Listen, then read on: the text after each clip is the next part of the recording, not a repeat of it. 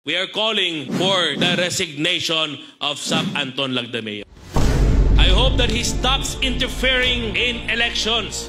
Dahil sinabi ng Pangulo, magkakaroon ng honest and credible elections. I hope that Sap will stop harassing the mayors. Kasi hindi yan ang pag-uugali na isang bagong Pilipino. Takutin mo ang ating mga mayors, nihaharas mo sila, at sasabihin mo, kung hindi ka sasama sa utos ng Malacanang, diba? Dinadname drop pa ang Pangulo. Kakasuhan ka namin, tatanggalan ka ng bodyguard, papalabanan ka namin, papakulong at paparade ka namin. Sap Anton is no longer representing the principles and ideas of the President. Being Sap, he must be an extension of the President. Extension not in politics, but in service.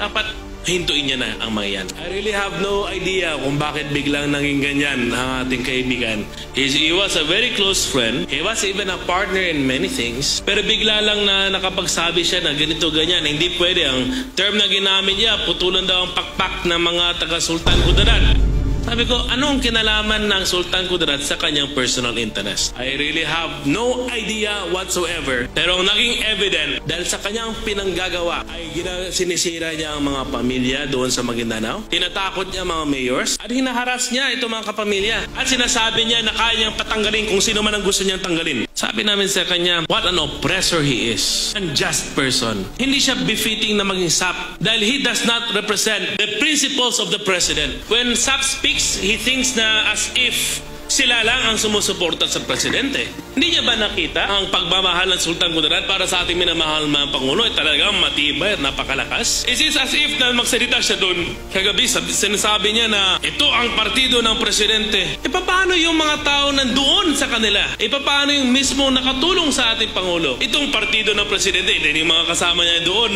Leni Robredo at Isko Moreno man last election. At yung iba doon, tinakot lang. So I hope hindi niya makalimutan kung sino nga ba talaga ang nasa likod nila nung panahon na nangangailangan sila ng suporta hanggang ngayon. As I said earlier today, we are with the President. We are supportive of Bongbong Marcos. Sinusupport natin ang bagong Pilipinas. Ay hindi lang namin maintindihan bakit si Anton, bakit siya nandyan.